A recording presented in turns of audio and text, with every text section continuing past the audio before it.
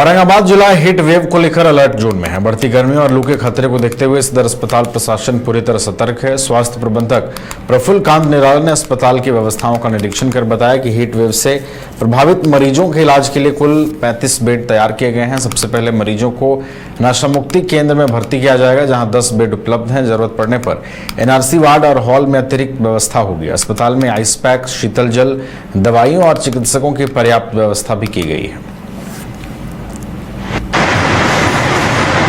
करके हमारी सारी तैयारियां पूर्ण हो गई है। हम लोगों ने 13 बेड का एक स्पेशल हीटवे वार्ड बनाया है, जहाँ पे ऑक्सीजन की व्यवस्था है, AC की व्यवस्था है, कूलर की व्यवस्था है, ऑक्सीजन सप्लाई है, ऑक्सीजन कंसंट्रेटर है और ऑक्सीजन सिलेंडर है। हर एक प्रकार से हम लोग तैयार हैं हीटवेव के लिए। यदि उससे ज़्यादा मरीज आते हैं तो हम लोग नशा मुक्ति में भी एक्स्ट्रा बेड लगा रखा है, ताकि मरीजों को परेशानी नहीं हो और हम लोग मरीजों को इलाज कर सकें। उससे और ज़्यादा मरीज आएंगे तो NRC वार्ड है, NRC हॉल है, उसमें भी हम लोग 20 बेड के आसपास में अरेंज कर रखा है। कुल मिलाकर हम लोग हीटवेव को लेकर पूरी तरह से तैयार हैं। अगर हीटवेव के मरीज आते हैं तो हम उनका तामा के पंचमहला थाना क्षेत्र के नौरंगा जलालपुर फायरिंग मामले में नया मोड़ सामने आया है। घटना के बाद पुलिस ने कथित सोनू मोनू गैंग के ठिकानों पर छापेमारी की थी, जहां पुलिस और परिजनों के बीच नोकझोंक हुई। आरोप है कि घर की तलाशी से पहले पुलिसकर्मियों की भी तलाशी ली गई। मामले पर बाढ़ के SDPO 1 रामकृष्ण ने कहा है कि पुलिस ने कार्रवाई नियमों के तहत की थी, लेकिन पूरे घटनाक्रम की जांच होगी। उन्होंने बताया कि वरीय अधिकारियों के निर्देश पर जांच रिपोर्ट सौंपी जाएगी और आगे की कार्रवाई की जाएगी। कल शाम में ऐसी सूचना प्राप्त हुई है कि वहाँ पंचमहला में 2 गुटों के बीच में एक सोशल मीडिया के पोस्ट को लेकर विवाद हुआ था। एक पक्ष जो है वो पैक्स अध्यक्ष सह जो सरपंच प्रतिनिधि हैं मुकेश कुमार उनका था, और दूसरा पक्ष जो है वो जो मुखिया हैं उनके पति थे प्रमोद सिंह। इन दोनों के बीच में विवाद चल रहा था। जब इन्होंने प्रमोद सिंह ने अपने बेटे, जो कि एक कुख्यात अपराधी भी हैं, सोनू कुमार, उनको बुलाया।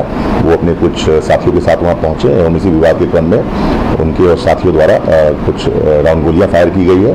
2 खोखा जो है वो घटनास्थल से बरामद किया गया है। इस संदर्भ में मुकेश सिंह के आवेदन पर एक कांड दर्ज किया गया है और उसी कांड की अग्रिम अनुसंधान हेतु थानाध्यक्ष पंचमहला जो है वो दल बल के साथ पहुंचे थे वहाँ पर, और उन्होंने जो प्रमोद सिंह और सोनू कुमार जो एक कुख्यात अपराधी हैं, सोनू मोनू गैंग से संबंधित, उन लोगों के यहाँ रेड किया।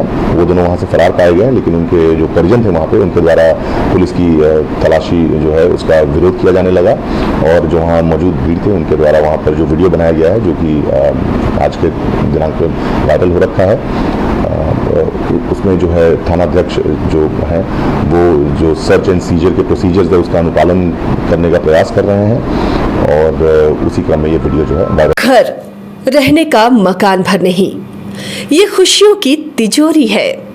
दरवाजे पर दस्तक देता पड़ोस, खिड़कियों से उमड़ आता आसमां, तारों में उलझी ऐसी ना जाने कितनी दास्तां।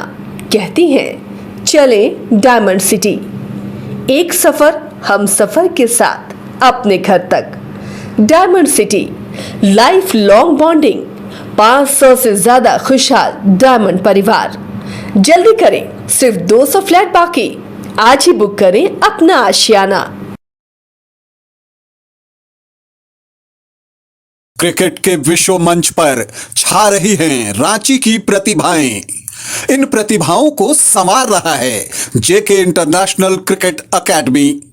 अनुभवी कोच की देखरेख, सुविधाओं से लैस JK क्रिकेट एकेडमी अनुशासन और आत्मविश्वास का विश्वास भरा सफर।